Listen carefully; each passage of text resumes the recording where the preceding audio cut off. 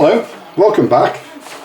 As you can see, I've got a couple of bits built here, and basically I've started on the best place is always to start at the beginning, isn't it? And putting the wheels together and the drive line, putting the chassis, putting the drive line on the chassis, transfer box and the winch, springs, exhausts, and what else is there? Not a lot. Right, so that's this bit here. I've never done a Tamiya kit before. Tamiya cat, what's that? And unless I really want the vehicle, I'm not going to do another one. But there's an old saying, it fits where it touches, and that applies directly to this kit really. There's very few pieces to it. I've done this here took me probably a day, maybe a day and a half, and I don't know what I can say about it really without being cruel. It goes together as though it was designed for a child to build, if that makes any sense. It's really very basic, simple stuff. The only locating pins that I've found that actually fit are these two and this one here. Can you see those? These two and this one here. And that's where the floor pan fits to the chassis. Everything else has got a non-definite fit. It's not a solid fit. Everything has a seam line on it, every single part. I've managed to get it off most of the big parts, but where it's difficult, you probably can't see them on the video, but we'll give it a go anyway. You can still see the seam lines in the springs there on the top, and the plastic is such that when you scrape the seam line off, it tends to accumulate at one end of wherever you've got the stop, especially on a smaller piece, more awkward piece like these springs, and then it's the devil's own job to get it off. It's like a thread that pulled a thread in your jumper or your shirt or whatever, you know. So it's not the easiest thing to get together. The plastic feels plasticky as well. I know that sounds daft, but it does, and there's even now finding bits on it there that need trimming off. There's a lot of flash on it, albeit very, very little, and it's mainly on thin parts like the exhaust pipe and this bumper at the front, which you've got to be extremely careful taking it off, otherwise you'll just cut right through the part itself. So that's gone on. The wheels turn. They've made a provision for the wheels to turn. Personally, I'm just going to stick it on a diorama, so I don't need the wheels to turn. But again, if it was a much younger person making it, they might want to have it running so you could move it up and down. Some of the bits that you cut off the sprues, hello.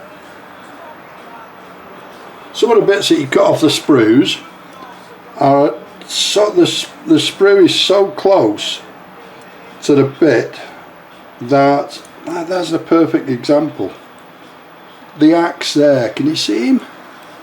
And between the head of the axe, the hammerhead of the axe, and the piece of sprue, I can only just get a knife in there, let alone a pair of cutters.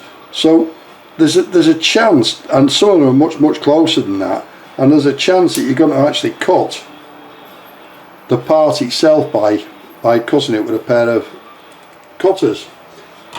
It's not that big a problem. You can use a knife and cut off with a knife, but that can send bits flying all over the place. The carpet monster gets them then, doesn't it? The winch on the inside here, that turns as well, and it would have, in a real life, it would have a winch wire going from there and coming out at the back here between those two rollers. There is a hole going through that I could feed a cable through, and whether I will or not, I don't know. There should have, yeah, there's one at the front, but it's just a moulding. It's not really, they've not really made it so that it's it looks like a usable roller. So it's just two pieces of plastic. I could drill a hole in there and run the cable through either way. Once it's easy enough to put together. I think that's what I'm moaning about, really. And some of it's a bit flimsy. Every time I touch that exhaust pipe, I expect it to snap off. I've not put the engine in yet, as you can see, fairly obvious. So I've left the exhaust pipe hanging there, and we'll do it. So there's nothing. I should have left the wheels off, but I got a bit carried away. So I'm going to have difficulty painting all that. I'll spray it all, and then I'll have to matte black the wheels. I'd never put these plastic wheels on before. I normally you have them with a rubber tyre, but hey, it's not the end of the world, that. The other thing is, there's a seam line right down every wheel down the centre, and it's quite a big one as well. You might be able to see in the tread of the tyre there, that little white bit, when you scrape the seam line off, that gets stuck in there. That's a little bit of plastic. I thought I'd got most of them out. And you have to cut it off with a knife, because, as I say, it's like a thread on your shirt. It doesn't actually come off. And the closer you look at them, the wheels, the more of them you find. And there's got to be 100 different treads all the way around that tyre. So you've got your work cut out. Is you either live with the seam line. I've missed a bit of the seam line off there. Can you see him? Just on there. I don't know if you can see it, but it doesn't look right to me, so I have to get them off. And the way to get them off is the back of a knife. Don't use a blade, you'll cut the part. Back of a knife, and just scrape it gently until it disappears. But there, now that I've scraped it, you can see that there's a bit stuck in the tyre there. And it won't come off unless you cut it off. Well, there's proof there on that one. And you have to cut it off with the blade of your knife. Anyway, that's my moan of the day. The rest of it, pretty easy to put together. It's got a fair amount of detail on it. You'd know exactly what it was. As I said, and I've said in the past, I'm not a rivet counter by any stretch of the imagination. These are an interpretation in my view, and that's a pretty good interpretation, I think. I'm quite happy with it, really. He said. Where did we go next? It was building the engine. So building the engine, and two sections there. Nothing actually went wrong with building the engine. Putting the prop shafts in for the drive line, they're already in there. I did have to cut, it's perhaps me being too cack-handed, but I did cut the locating pins off the ends of both prop shafts. Drive shafts, if you're from different parts of the world, some places call them prop shafts, some places call them drive shafts. So I cut the locating pins off and just glued them in, and they've stayed there easily enough. The engine, the two halves of the block, it's a V8, and I don't know what horsepower it is. It's supposed to be a Ford chassis, so it's going to be, I would imagine it'd be a Ford engine. It's got the two extractors across the top from the exhaust pipe, one across the top there, and then they blend into one just below the engine, and then run out to the chassis and round where I've just shown you now. A couple of little bits of detail on there. The engine needs to be painted metallic grey, and you can see there's a little bit of detail on there. Yeah, and I'm guessing it's a petrol engine as well. It must be a petrol engine in there. It's unlikely to be a diesel. The fan, that's the steering wheel. So yeah, most of that's been done, and it literally just sits on four little pins. You can see the little pins, locating pins, 1 and 2 on each side, and those pins literally just sit in and the engine mounts there. Obviously I've not stuck it in because it's being painted a completely different colour than the rest, and I'm just going to paint this a version of sand. Well, it says dark yellow in the instructions, so sand yellow basically. The engine goes in, but as you can see I've not put it in, and I can't put the prop shaft, drive shaft, whichever you prefer, into the transfer box until the engine goes in, so that'll all go in. It then goes on to, it also gives you the alignment, quite a neat little diagram there, and I do like these photographs down the side to show you how it should look when you've done it. So little photographs down the sidebar there, I think that's quite a neat idea. And the diagram there shows you where the prop shafts should go, drive shafts should go, what they should look like, and that's exactly what they do look like. Yep, there we go. So that's that. The instructions then go on to little bits and pieces, basically putting the rear bumper on, the front bumper, the two pulleys that I've just mentioned, a couple of hooks on the front, and that's it. It's done then, it's finished. It then goes on to the floor pan, and dead simple, nothing difficult there at all, and you can see the whole thing is in just one small area of the instructions. Basically what you've got is 6 seats, four crew, a driver and a co-driver I guess, a steering wheel, steering column that I've put in. I've not put the wheel on, the wheel's here, and that's because I'll probably break it when I put it, if I leave it on there for any length of time. The headlights, and I would imagine, I'm not lighting this one up, I don't think it's worth the effort, and one covered and one uncovered, so I would guess that they work independently. You can turn one on or both, so you could turn this one on or both. And what have we got? Centre console, very few dials, which was of its age, a gear lever, a couple of winch levers, they will be for the winches, and absolutely no idea what the other one is. Might be a second gear lever. Obviously it's a right hand drive, it's a British vehicle. Although it was built in Canada, it was built for the British, so there you go. Little bits of floor pan, and oddly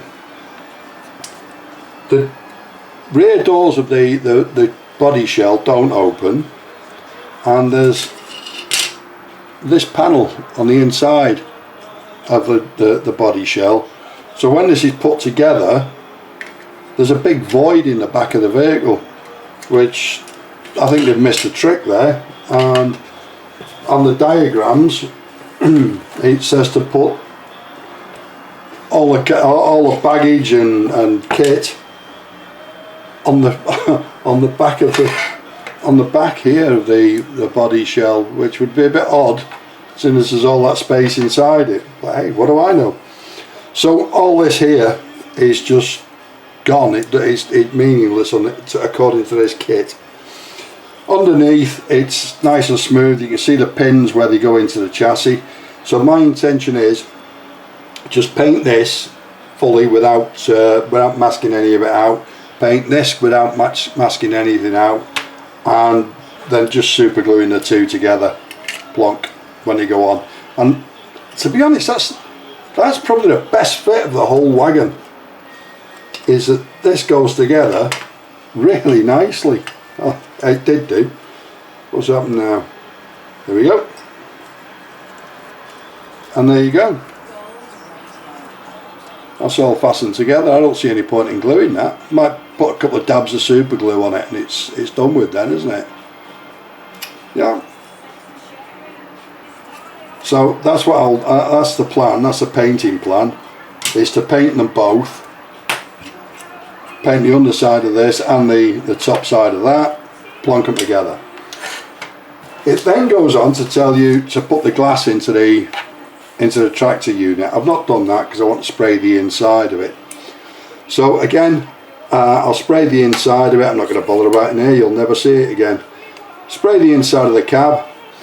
Not too worried about the inside of the bonnet housing, because again it's never going to be seen again. The engine is never going to be seen again. I've made one door open, the driver's door open, so that the way I'm going to pose it is I'm going to pose the tractor with the limber, the little trailer at the back, and the gun at the side pointing that way, which means that because you would drive up with the gun attached to the back of the tractor, drop it down, reverse it to the side of it, and reverse the ammunition limber to the side of the gun, so you could get at it quite easily.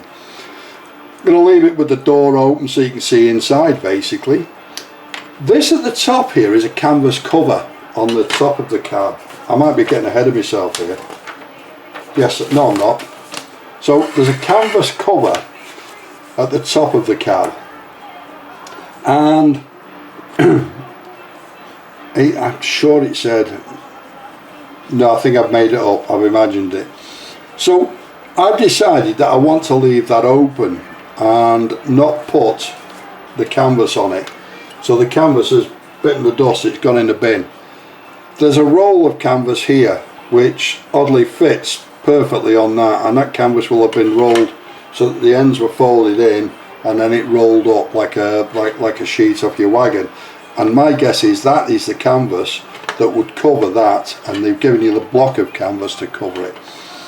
I've posed it, just plunked this on, glued it on so that it looks like that's been rolled back from the roof. That frame would be there, it's, you know, it's as simple as that, it would be there. And I've posed it so that that hatch is open. It's in the desert of North Africa. It's not going to be cold and rainy, is it? So I would imagine that during the day they would get as much air into this wagon as they possibly could do to keep it cool. What else have we got on it? So that's it. That's the top. I posed the two openers at the top, there and there. I posed as open. The radiator is part of the wings on the kit, so it's just one piece stuck on the front, and then two pieces at the side. It then says you can pose the bonnet, the hood, open or closed. It says it down here, but hang on, just reading this here. The hatch include either open or closed. Hood, part 23, glued, maybe this left open in an open position. Yeah, it tells you that you can leave all of this open if you wish to. So I've just left those two. Moving on. It says you can leave the bonnet open as well. Hood, as other parts of the world call it. And I couldn't work out a way of leaving it open without it looking silly, to be honest, so I've closed it. The spare wheel on the back, and I'll be able to spray that and then paint the matte black tyre on it. The tyres are quite detailed with the Firestone emblem on it, and I think that they've actually got the tyre size on there, but I can't read it, so there you go. It then tells you to put the whole thing together. Oh, where it gone? I'm off the screen. It tells you to put the whole thing together. Obviously, if you do that, you can have a real job painting the inside and the chassis. So I've left it as it is. It then goes on to making the gun, and that is for another video. So just quick look at what it will look like when it's all put together, because the next time you see it, it will be painted up.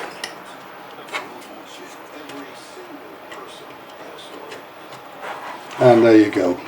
It's quite a cute little looking little motor, I think. Some of you that watch the unboxing video will remember me trying to work out where I'd seen these before, and it was an Airfix kit, but it was a Morris quad, and apparently every vehicle manufacturer in the world, I think, made a variation of this, because it was quick and easy to make. If you know, when you look at it, there's no curved lines there, it's just panels belted together with rivets, and that's why there will have been so many of them. They'll turn them out like toffees, and I think that's quite a neat looking little motor, to be honest. Surprised so few of them have survived, to be honest, but there you go. So that's it. Thanks for watching. It'd be great if you could like and subscribe like the video and subscribe to the channel. be even nicer if you could share the video. Thanks again for watching. Ta-ra!